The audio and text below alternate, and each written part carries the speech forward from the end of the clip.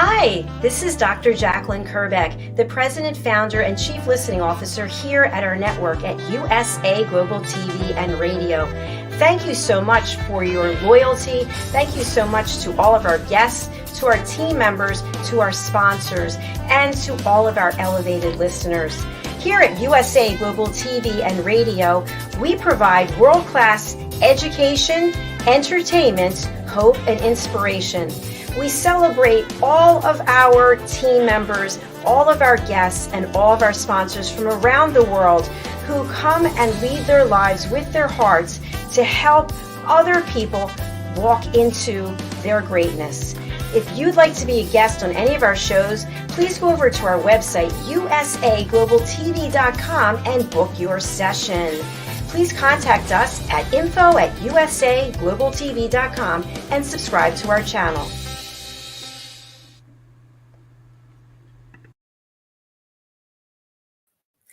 Hello and welcome to USA Global TV and Radio. My name is Caroline Heward. Our show today is Talking Heads. I'm an expert presenter on today's topic, which is suffering from burnout. And it's part of the Mind and Body Connection series. Let's begin.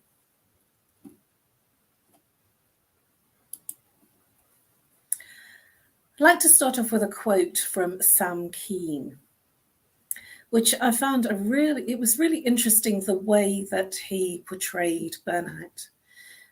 Burnout is nature's way of telling you you've been going through the motions. Your soul has departed. You're a zombie, a member of the walking dead, a sleepwalker. False optimism is like administering stimulants to an exhausted nervous system. Let me just say that again, because there's a lot of things in there which is actually really deep. Burnout is nature's way of telling you you've been going through the motions. Your soul has departed. You're a zombie, a member of the walking dead, a sleepwalker. False optimism is like administering stimulants to an exhausted nervous system. Sam Keen. I always like to set the scene as to how the session will unfold.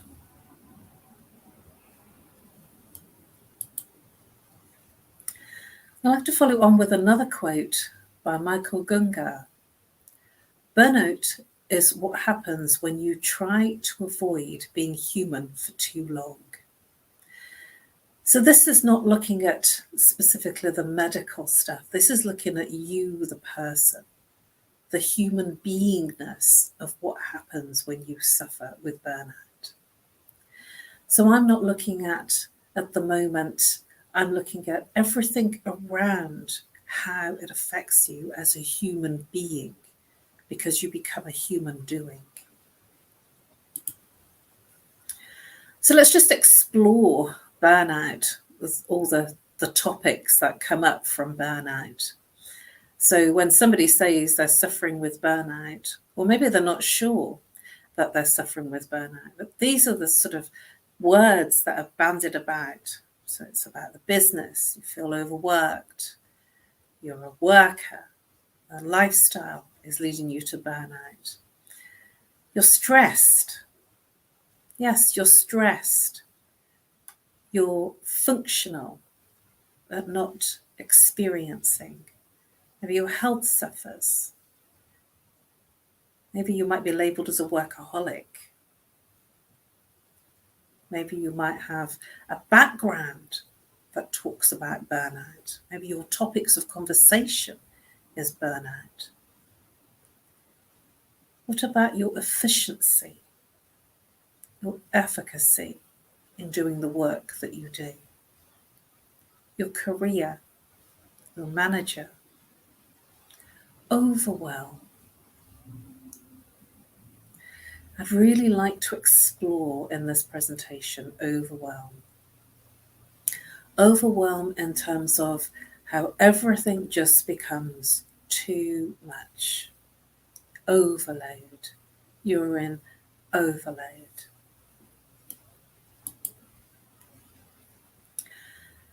Now, many people confuse stress and burnout, so I thought that this was a good place to really explore burnout versus stress. So when you're stressed, there will be a hyper intensity, there will be an over engagement, doing many things, your to-do lists. You'll have a schedule in place, and there'll be very much a hyperactivity in your activities, not only in your work, in your personal life as well. Everything will be almost diarised, an appointment. You'll even almost have to make an appointment with yourself. That this is an over-commitment. And when you're looking at burnout is the complete opposite. It's a lack of engagement. It's when everything becomes so overwhelming that you just lack the engagement of getting involved. So there'll be an apathy. There will be a disconnection of engagement in the activities. There will be going through the motions but not feeling any of it. So in stress, there will be an overactive emotional experience where there'll be a hyperactivity in the emotions. There will be an urgency of getting stuff done. It has to be done, and it's done today. It's done yesterday. There will be this incessant need for the urgency and the hypersensitivity of now. And the now drives the emotions into an overdrive of getting stuff done. And so the emotions will be very in the place of an urgency. Everything will have an urgency about it. In burnout, the emotions are blunted. They are not experienced in the same way as in stress. It will be a disengagement of the emotions almost, where you've moved beyond the emotional feel. And because you've moved beyond it, there is no emotion. There is simply the doing. In stress, there will be a total energy drain. You will feel physically drained from the adrenal gland.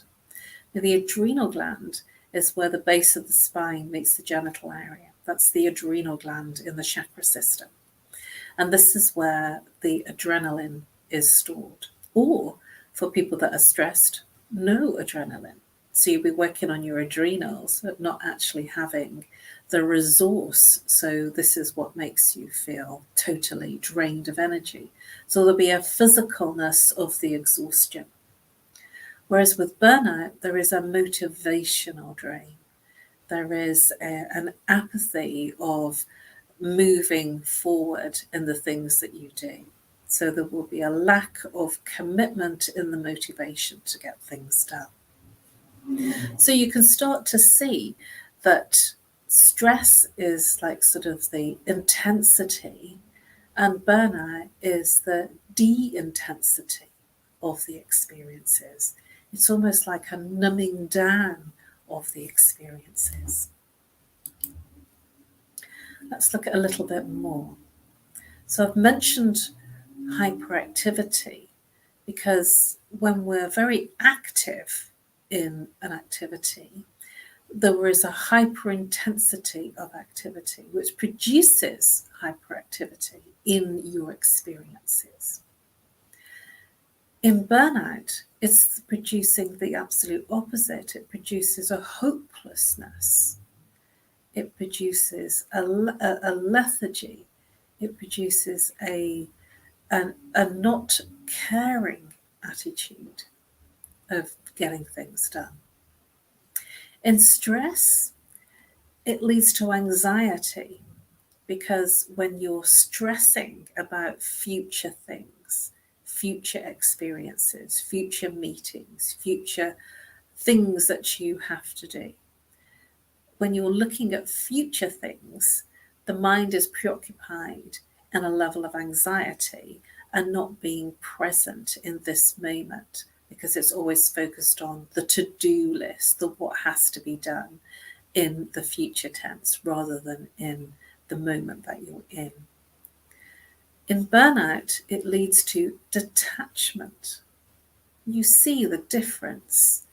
When I was studying this and looking at this, so often people assume that burnout is stress, but they're very different in terms of the way that they look, the way that they feel, and the experience on the person when they're experiencing burnout. It's almost like a moving back and away. So the detachment is that you're not attached to anything, anyone, or any outcome. So that will make you look quite peaceful, almost, like you're not engaged. The primary thing about stress is that it's all physical. Everything that you do has a physicality about it. The timing, the deadlines, the activity. Whereas in burnout, the primary is emotional. It will be the detachment, the hopelessness, the helplessness that you feel.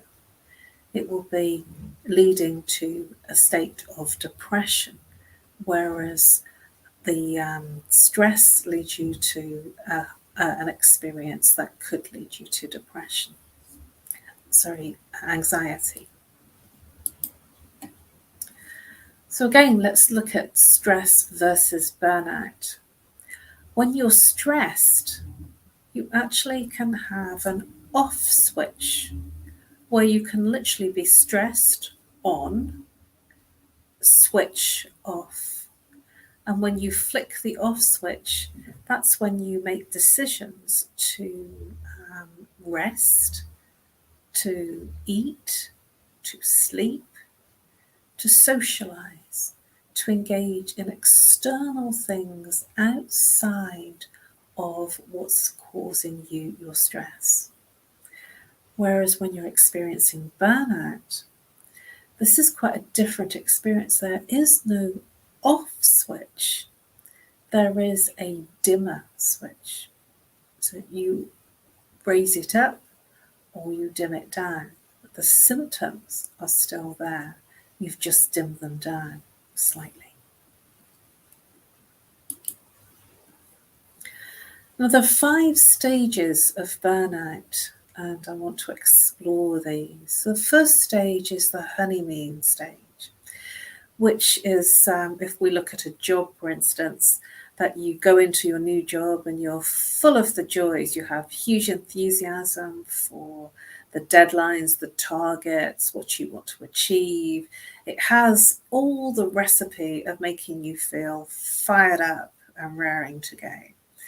This can actually be in a marriage too, as well as in your family, that there's a firing up, a honeymoon period of everything being wonderful.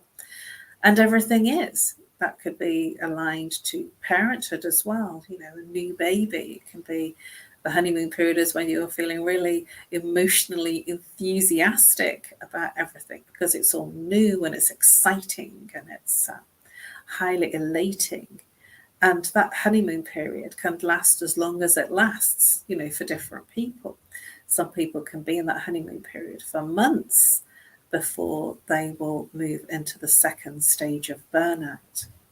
But this is an early stage of burnout where you're full on and full into the experience of the experience. So you're really there, giving it all you've got, physically, emotionally, mentally, behaviourally. Everything is what you sleep, eat, think about, and dream about. Now, the second stage is the onset of stagnation. And this is something that's quite different. And it's still, again, it's very early. And so, it's not looking so severe. And the onset of stagnation is when you will move into a place of apathy about the results.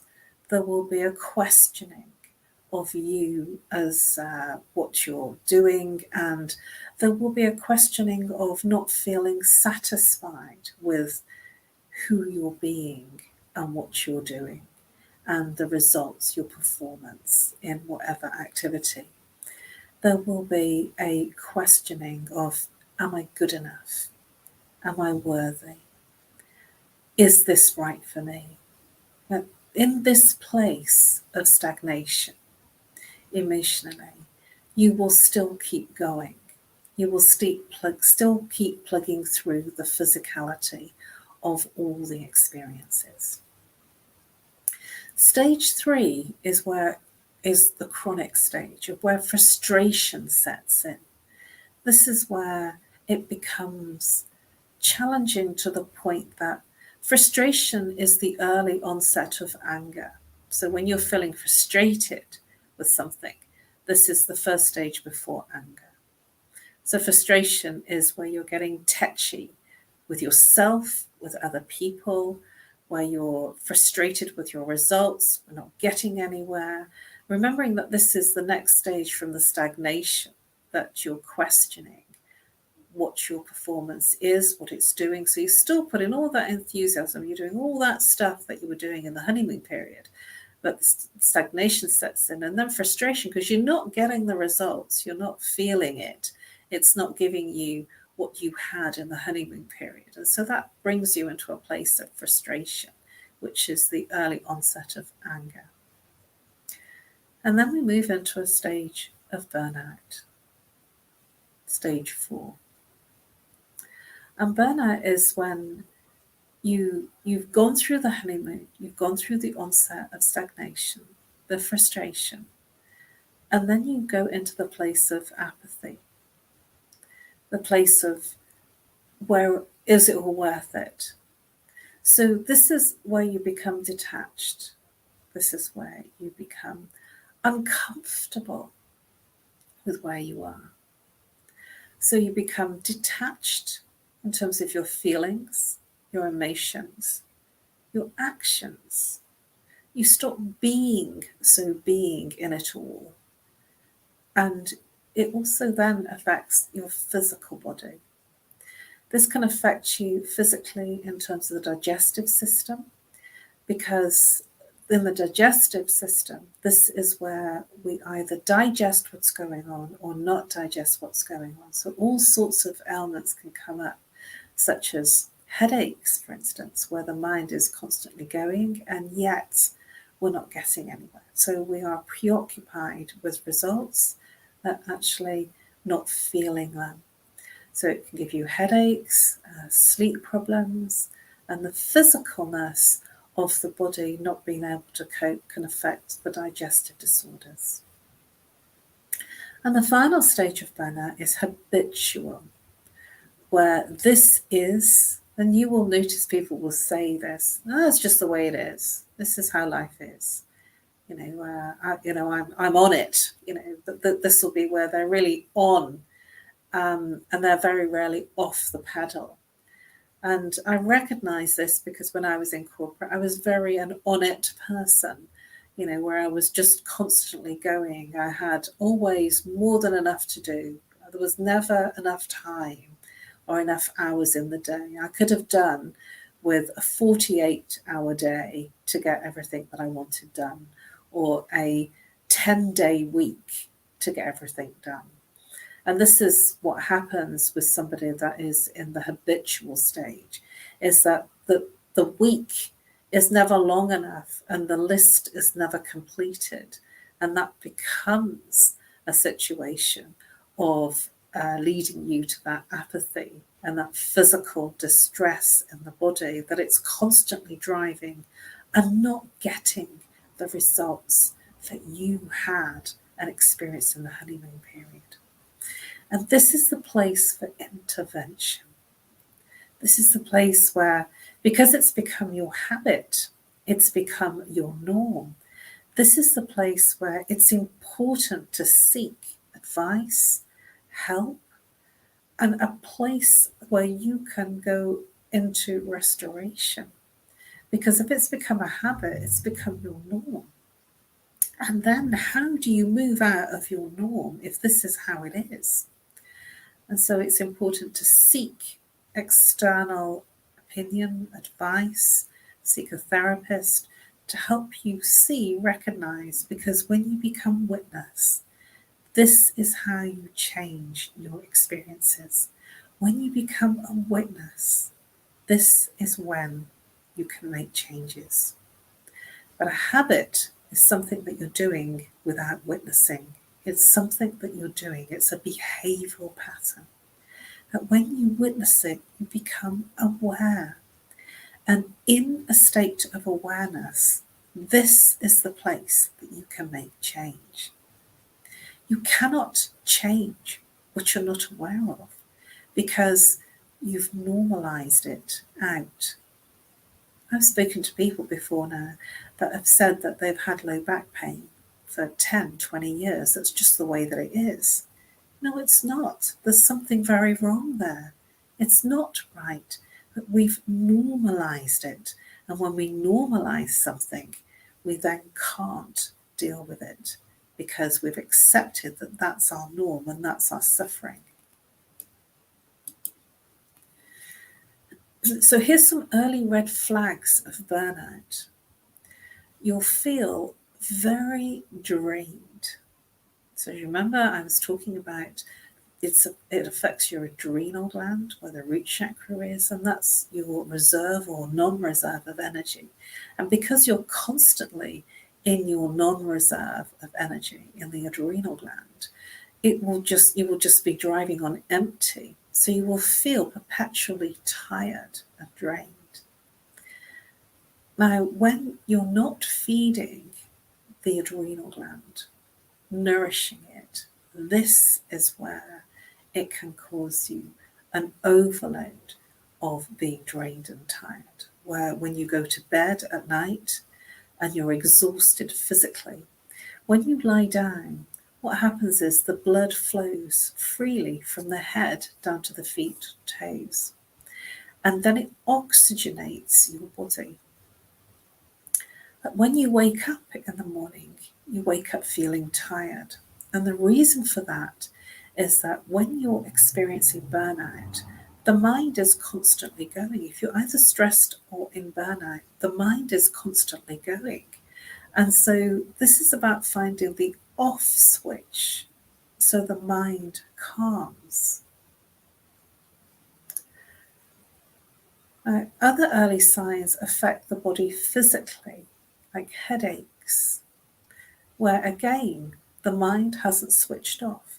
And so the head literally aches with all the thoughts.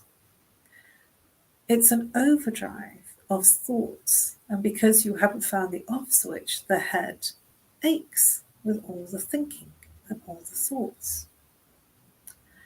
Pain. You'll start to feel physical pain in your body, maybe back pain, neck pain.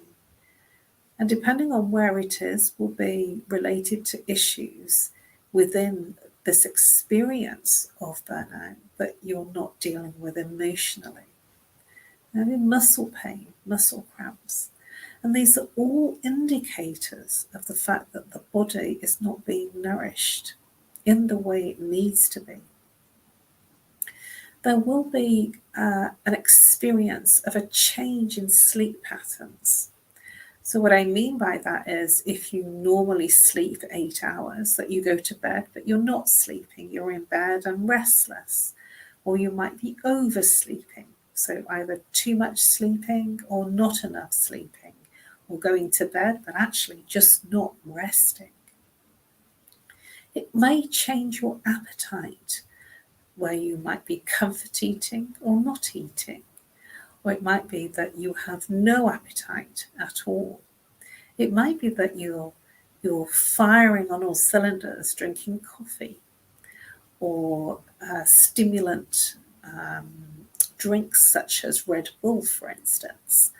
And in this space, you'll be driving your body on empty.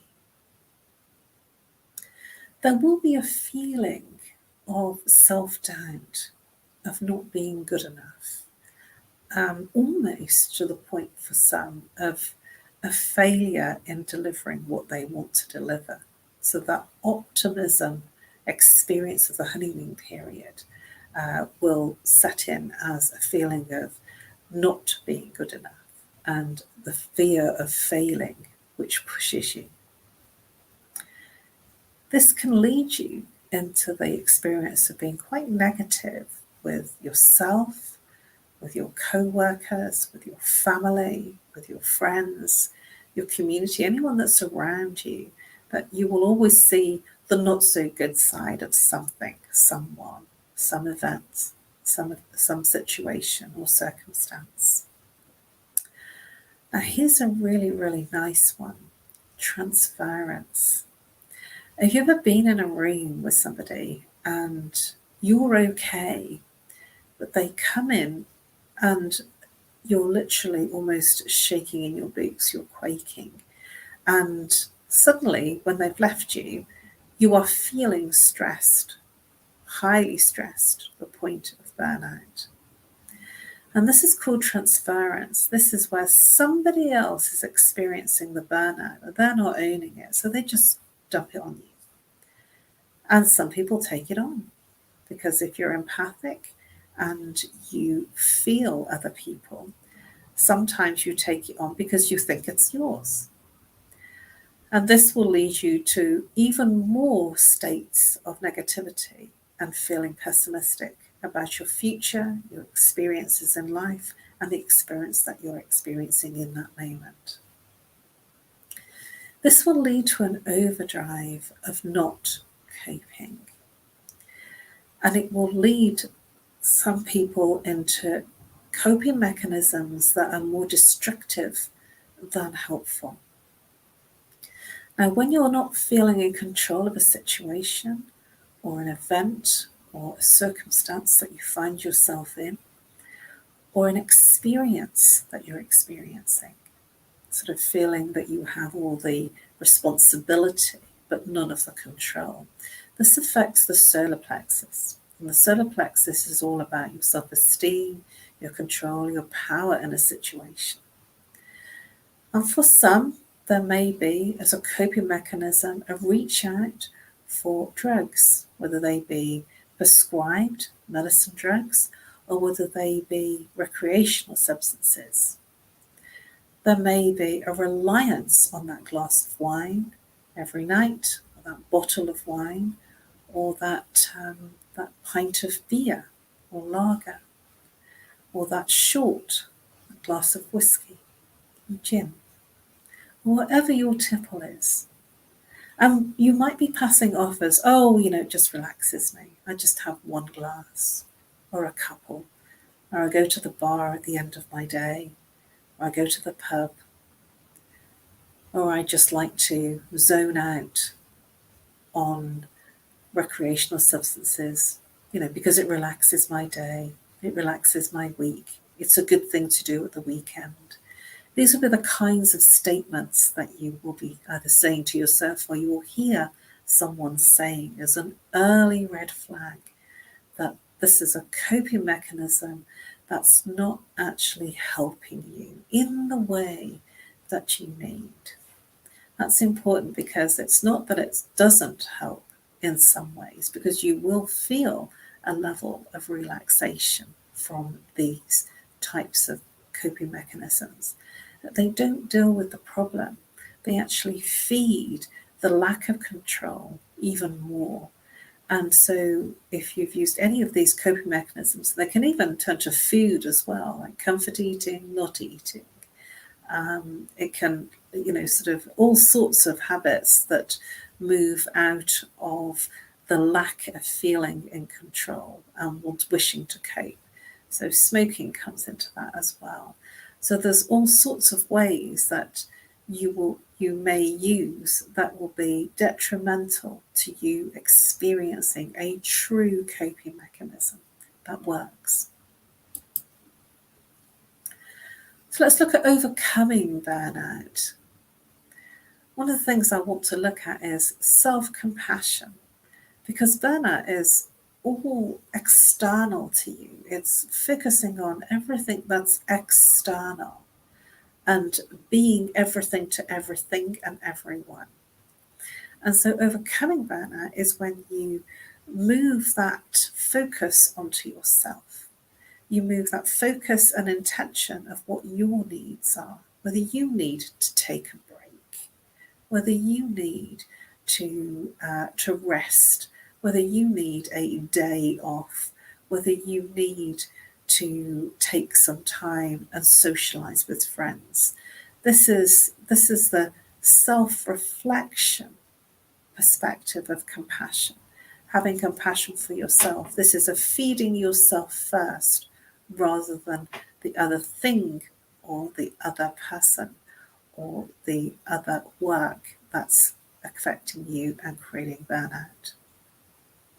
This is all about boundaries, where the boundaries are so blurred, they're so out there that everybody's walking in on your boundaries. And that's because you've become a yes person.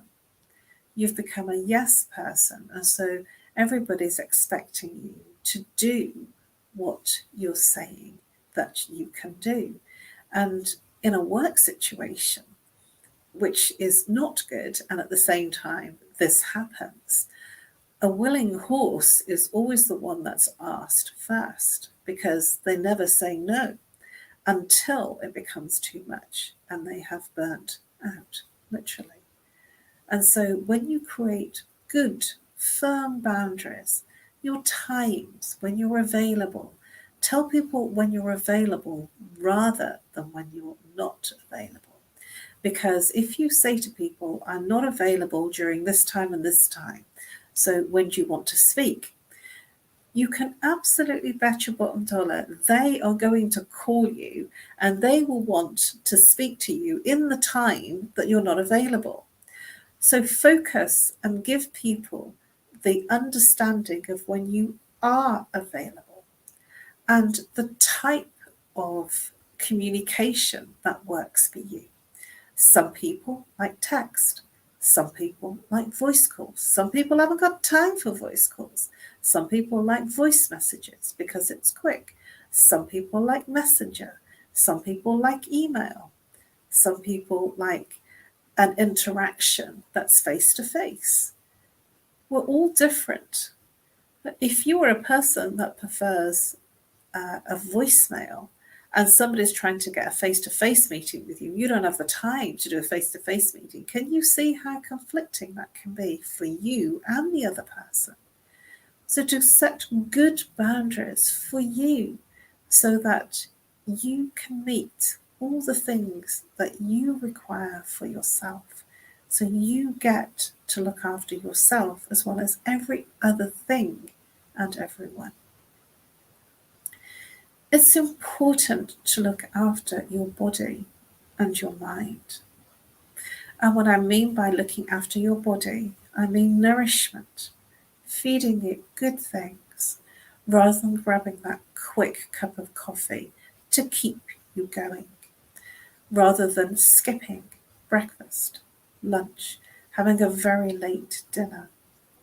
This has huge impacts on the body because the body feels starved. It feels like it's not being nourished. So it will hold on to the food once it gets something because it's not sure when the next meal is coming. It's very sensitive, our body is, and it needs nourishment. It needs the good stuff, the right nutrients at the right times. And if there isn't time to do that, then the body will suffer. It's like running a car on empty. If you don't top it up with petrol, if you don't top it up with oil, and if you don't have that regular maintenance check, it stops functioning well. So it's important to have some kind of physical regime, exercise. It's important to look after the body in every way possible, to rest, to sleep, to nourish it nutritionally, and to feed it with good things. The mind. sometimes you get preoccupied with the negative in life. Let's face it, when you put the news on, it's full of very negative coverage. If you read a newspaper from cover to cover, it's full of very negative coverage and news items. To feed your mind positively, yes, you need to know what's going on, but you don't need to be in overload of what's going on. You just need the information to be informed rather than making it everything that you feed the mind with. So feed the mind positively. Feed the mind with good, positive thoughts. If you're feeding the mind with, I'm not good enough, I'm not worthy, your self-esteem issues, the mind will then create negative feelings from the thoughts. So it's really important to feed the mind positively, genuinely, and kindly. There is a saying that we wouldn't treat our enemies worse than we treat ourselves in terms of our own negative inner talk. People aren't saying those negative things about us. We are our own worst enemy. Reflect on your day and have a gratitude journal. I love this concept of a gratitude journal and reflecting at the end of your day of all the good things that happened, all the good things that you achieved, experienced. Because when you do that, when you focus on what you're grateful for, it's kind of fascinating what happens. Because if you reflect on the things that you're grateful for, the universe has this very powerful effect of giving you more of what you're grateful for. It also works in the negative aspect as well. If you're focused on the negative, what you're not grateful for, all the negative stuff that's affecting you, you will get more of the negative stuff. So overcoming burnout, to reflect on the good stuff, because there is good stuff. And if you have a gratitude journal, find at least 3 to 5 things each day at the end of your day and write them down of what you're grateful for. It's very powerful in moving you out of that negative mind experience and negative feelings into a more positive and higher vibration. Empowerment versus blame. When you empower yourself of all the things that have been good, and for other people, when you're speaking about other people, when you come from a place of empowerment, you literally move to a place of a higher vibration in your body. And when you're in a higher vibration, you achieve more. When you're in a place of survival, you achieve less. So when you're in the place of blame and shame, it is a much lower survival vibration. And when you're in the blaming game, nothing comes of that apart from more blame and more of what you are blaming and shaming about.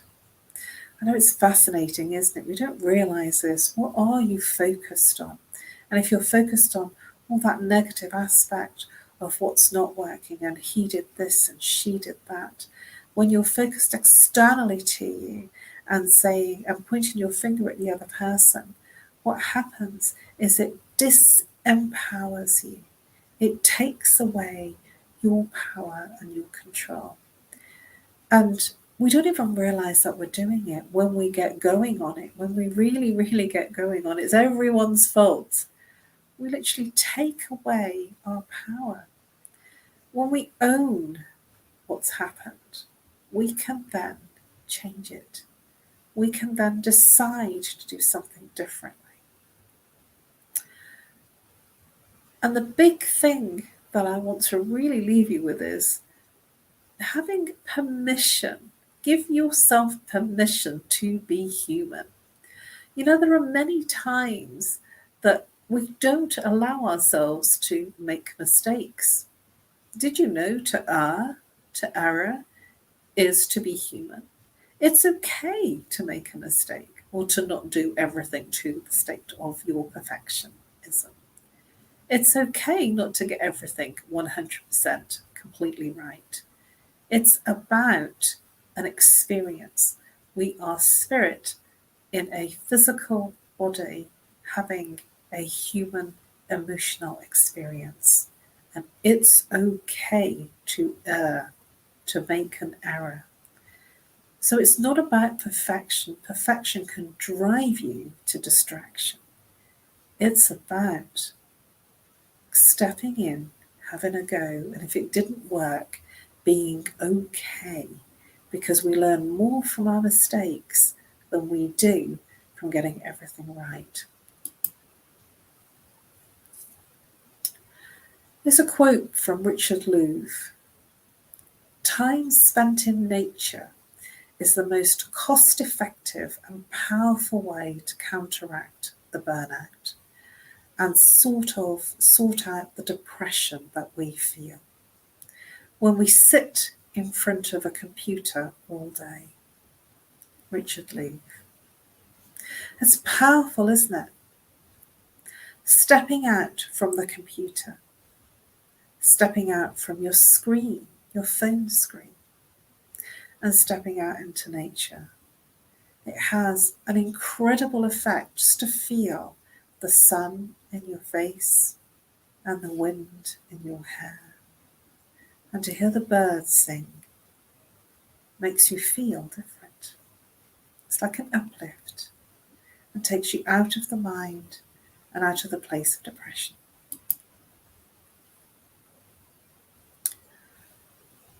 This is an extraordinary and powerful mantra. Now, mantras are Sanskrit, which is a very old language. It's older than any religion. It doesn't belong to a religion, a culture, or a people. Sanskrit mantra is an extraordinary old language that has incredible, powerful results. The sounds, the vibration of the words can make changes. This mantra is so powerful in removing obstacles. If you find yourself in a place of feeling a discomfort in overcoming lots of obstacles, not getting anywhere, climbing over every obstacle, this is a mantra that I recommend that you use. The invitation to use this mantra is so powerful in what it can do for you. The yogis use this mantra for enlightened and heightened spiritual insight and awareness. This mantra can clear your consciousness and allow you to see things that you just couldn't see before. I use Sanskrit mantras in my daily life, and this mantra is a gift. I invite you to use it. The words are Om Gam Gana Pataye Namaha. Om Gam Gana Pataye Namaha. Actually, as it looks, if you break it down, Om Gam Gana Pataye Namaha. And you can chant this, sing along to some music, and you will feel a difference. It's very powerful. It will change your state of being. It will change your vibration. Om Gam Gana Pataye Namaha. Om Gam Gana Pataye Namaha. Om Gam Gana Pataye Namaha. Om Gam Ganapataye Namaha. Sing it along to a tune. Drum to it. Sing and repeat the words. Om Gam Ganapataye Namaha. Om Gam Ganapataye Namaha. If this is recited 108 times, it shifts your vibration, it shifts your intention, and it changes your experiences. It's magical. The yogis know this, and I wanted to share this with you, because when you feel that everything is in your way, Om Gam Ganapataye Namaha can shift you into another experience and overcome your obstacles. Om Gam Ganapataye Namaha. Om Gam Ganapataye Namaha. I'd like to finish on a quote from the Dalai Lama. In dealing with those who are undergoing great suffering, if you feel burnout setting in, if you feel demoralized and exhausted, it is best for the sake of everyone to withdraw and restore yourself. The point is to have a long-term perspective. Look ahead.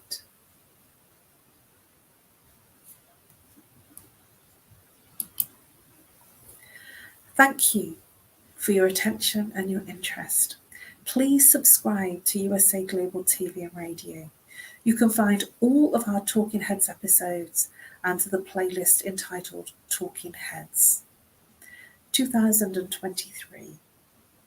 And last year's Talking Heads episodes are all there too, under my name, Caroline Heward. Please do reach out to me if I may be of service to you.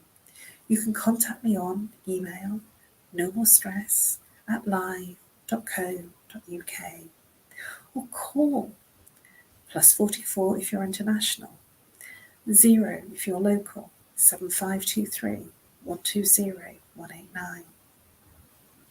I offer a free Zoom or Skype consultation to identify the root cause of one symptom.